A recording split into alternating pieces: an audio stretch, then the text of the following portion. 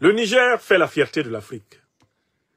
Une unité industrielle militaire s'est mise à produire en quantité industrielle des véhicules de combat.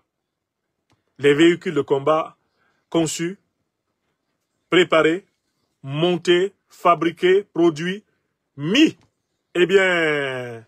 en opération au Niger.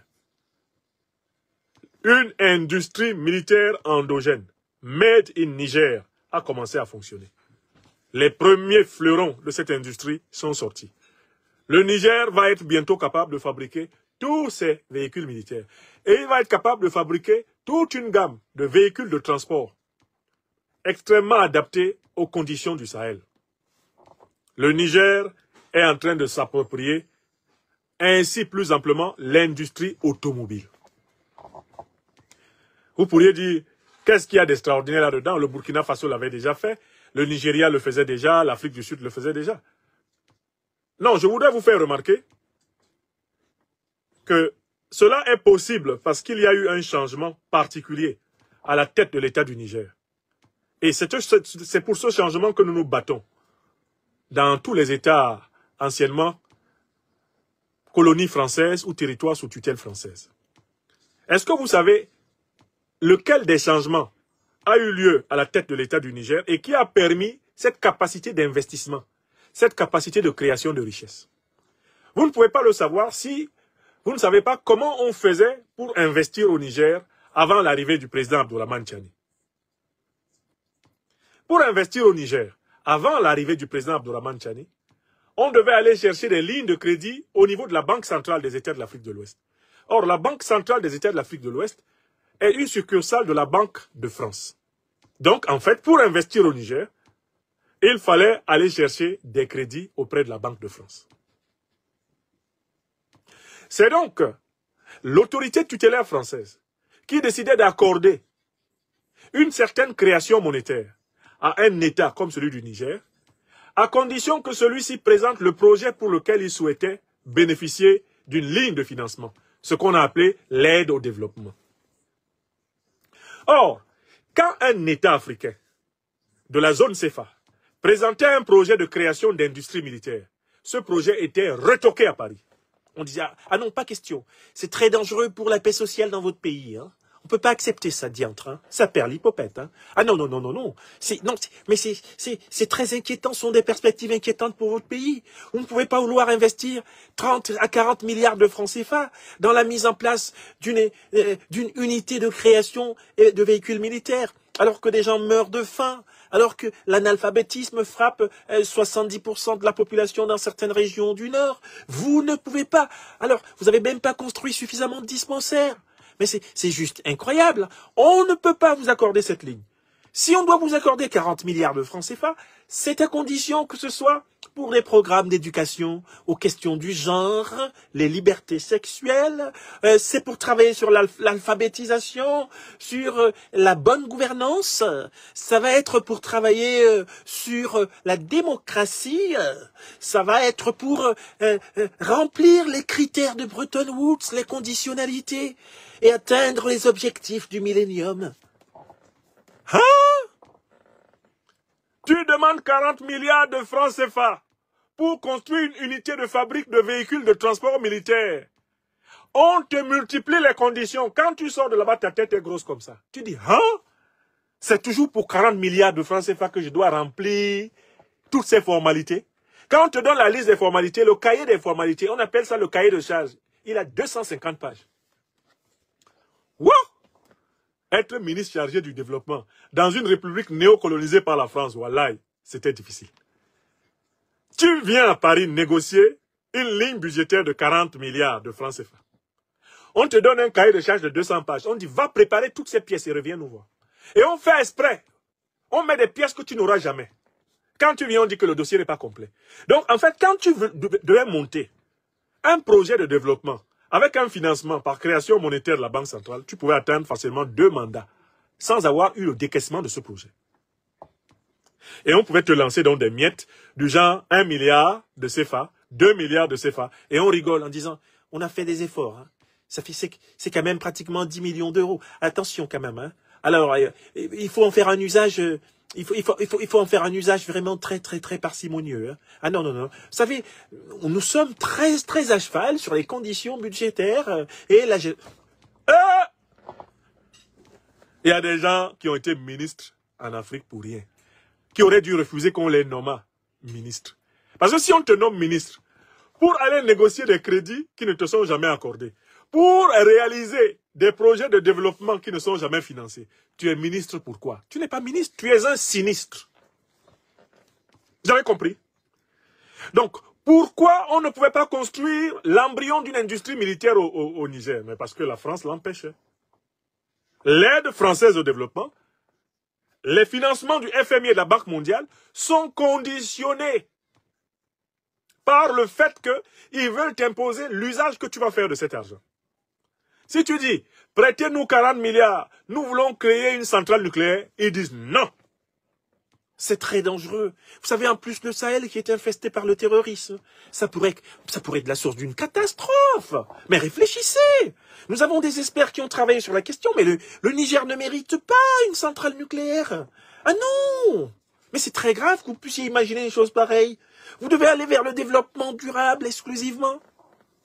Entre-temps, eux, leur centrale nucléaire fonctionne avec l'uranium du Niger. Est-ce que vous voyez comment les gens sont mauvais? Alors, il faut que vous compreniez comment, en moins de 2 ans au pouvoir, il est arrivé au pouvoir le 26 juillet 2023.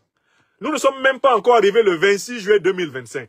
Comment le président Tiani peut se permettre de lancer une unité de production de véhicules militaires 100% made in Niger? Eh bien, la raison est toute simple. C'est que le Niger est désormais capable de financer sur fonds propres son développement. Et qu'il a des partenaires qui sont capables de lui livrer l'équivalent de son argent.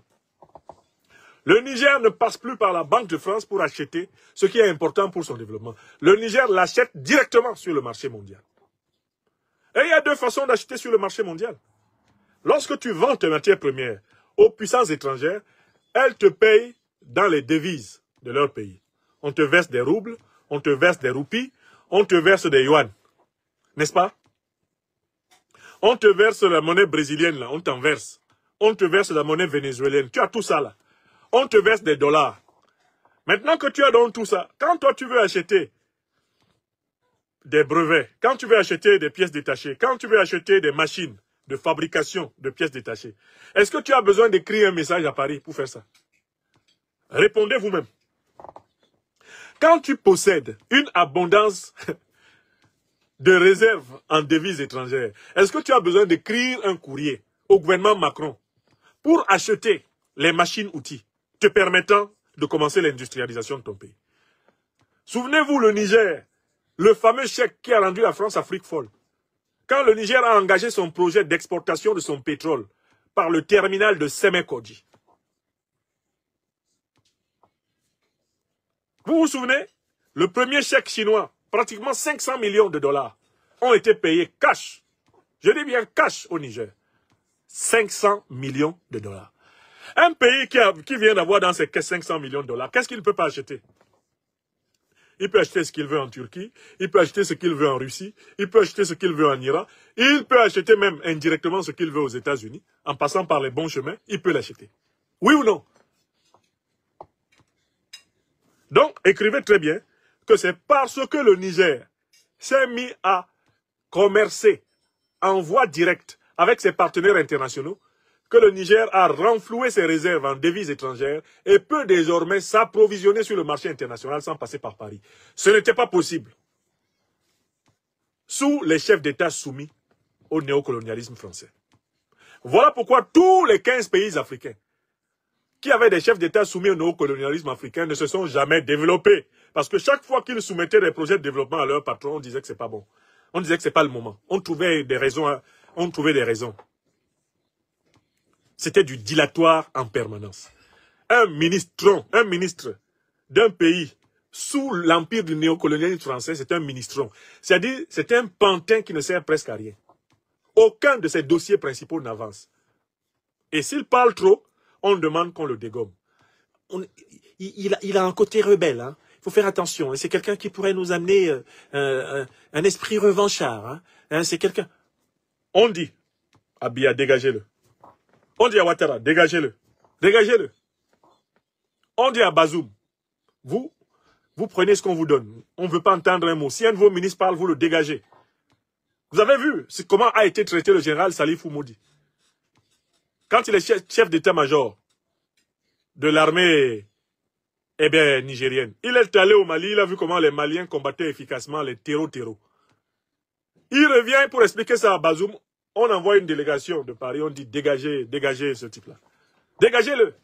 Dégagez Salifou Moudi. Il a été dégagé en mondovision. Pourquoi? Parce qu'il menait une politique qui risquait d'amener le Niger vers ce que nous voyons aujourd'hui. La souveraineté retrouvée. Et puis, autre chose. Le financement direct de l'économie est possible dès lors que vous avez vos propres réserves d'or. Vous ne prenez plus vos réserves d'or pour aller les déposer à la Banque centrale française. Quelle folie. Certains même, j'ai appris récemment, en faisant mes investigations, que le Cameroun avait pris une partie de ses réserves d'or et était allé les garder aux États-Unis. Dans les coffres de la Fédérale Réserve américaine. Le Cameroun a pris ses réserves d'or au Cameroun. Il allait les garder là-bas. C'est du jamais vu. En pidgin English du Cameroun, on appelle ça Balok Pikin, c'est-à-dire les enfants maudits. Et il n'y a que des enfants maudits d'un continent qui peuvent prendre les réserves d'or de leur pays, aller les déposer dans une autre banque. Aujourd'hui, une banque centrale d'investissement sahélienne a vu le jour. Le Mali, le Niger, le Burkina Faso vont mutualiser leurs efforts et vont avoir une capacité de financement inégalée par un État d'Afrique francophone, anciennement colonie française. Pourquoi? Parce que ces pays sont en train de constituer en tonnes leurs propres réserves d'or et que ces pays sont en train de constituer leurs propres réserves de devises internationales. Et que ces pays peuvent payer directement dans le commerce international, y compris même en passant par le mécanisme des crypto-monnaies, sans passer par Paris. Écrivez ça. C'est ce qu'il faut comprendre.